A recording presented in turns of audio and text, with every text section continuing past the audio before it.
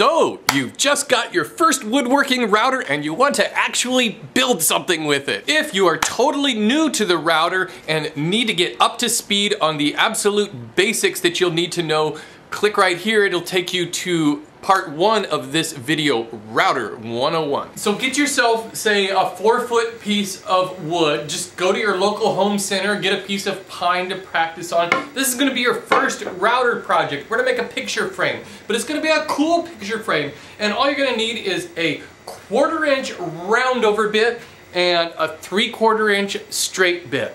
I've installed that 1/4 inch round over bit into my router. One of the neat things about the round over bits is that they have this little shoulder down here. So if you want to create a rounded edge that's completely rounded, I would lower this bit down to where this little flat shoulder part wouldn't show. But for this project, I've raised it up to where it's gonna cut away this little, I don't know, 1/8 inch or so. So when it goes through, well, I hope you can see that, it'll make this profile. So I'm gonna run my board all the way through there, keeping this side of the board next to the bearing.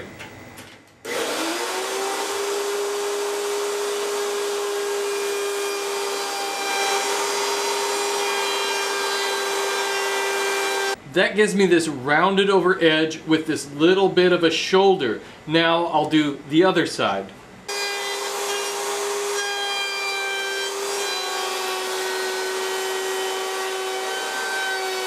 I usually like to make a second pass through the wood just to clean up anything and smooth it all out. So there's my first pass, the 1/4 inch round over and the 2 shoulders.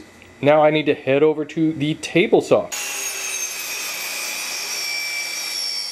I ripped that board out to, I don't know, it's about a little more than 1/4 inch thick down here. So that's my little round over molding piece. I've installed that 3/4 inch straight bit into my router now, and I'm going to raise it up to about half of the distance of this molding piece. Now I'll take the rest of that board and I have set up my fence to where it's going to cut, I don't know, a little ways over. First though, I want to drop this bit down a little bit because I don't want to have to cut through all of that in one pass.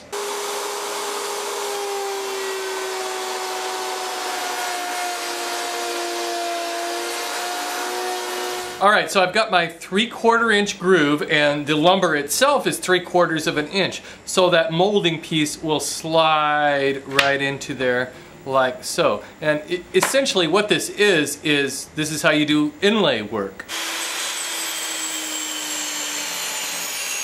I ripped that board down to where each of these sides is about equal length. And again, that's where the strip will fit. But I'm not going to glue that down just yet. Now I've reinstalled my 1/4 inch round over bit with that little shoulder sticking up. And I'll feed this piece through that way.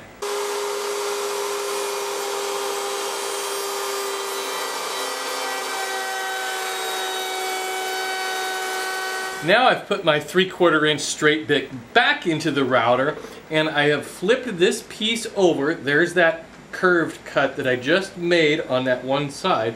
I've set up my fence and this is going to be for the little part that holds the picture in. So I just want to take a little bit off from here and a little ways over.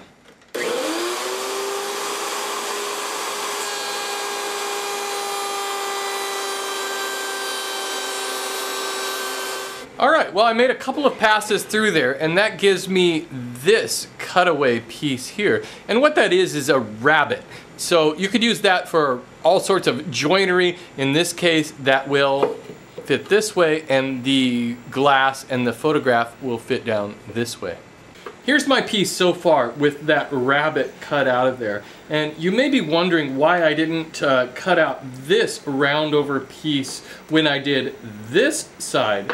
And well, I should have. Normally I would do that at the end of the project. Once it's assembled, I would just run the frame all the way around it. But I forgot that I'm going to put this inlay in here and that's going to be sticking up a little bit. And so this won't lie flat. So I put my 1/4" round over bit back into my router, and now I'm going to cut out that side.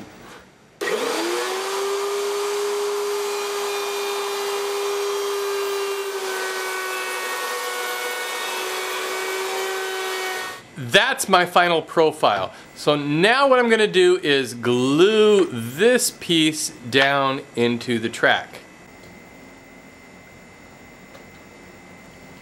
Alright, well, so there it is, all clamped up, and so, you know, that's the profile of the picture frame. It doesn't look like much now, but wait till this dries and we'll go on to the next step. You could certainly cut all these miters out using your table saw or even a miter box and a handsaw. One of the reasons I don't like to put that round over on until the end, usually, is because I like to use this band clamp. And the band clamp needs some surface to grip, and when it's rounded over, sometimes it's kind of hard to grip, but I think this will work. With the glue dried, I went ahead and sprayed some lacquer over it to finish it. So I can see, here's the back of the frame, there's that rabbet in which the glass and the photograph will sit. To put the picture in there, I just cut a piece of plexiglass to fit that size, and then I'll take my photograph, put it in like that, and I just cut a piece of cardboard for the backing. And then to secure it, I just take some small nails, some small brads, and tap them in partially, about like that. There's a lot of different ways to hang frames on the wall, but something small like this, I just like to get these little sawtooth hangers because you don't really have to even get them centered, and just pound it on in. And with that, the picture frame is complete, and wow, I think it's just a great way to show off a young David Hasselhoff. Well, there you go, the picture frame. Picture frames are great router projects because you can combine all sorts of profiles and come up with a unique frame each time. It gives you a chance to really play around with your router bits and experiment. And plus, they're useful. I mean, who doesn't need a photograph of, well, of David Hasselhoff? So I hope this Router 101 has been somewhat useful and has taken away some of the mystery behind the router and some of the intimidation behind it. I think because it's such a loud tool, it's kind of intimidating a little bit. But anyways, just get out there, practice with it, have some fun, just get some scrap wood, make some profiles, find out what you can do with it, because really, without a router, everything is, it's just square.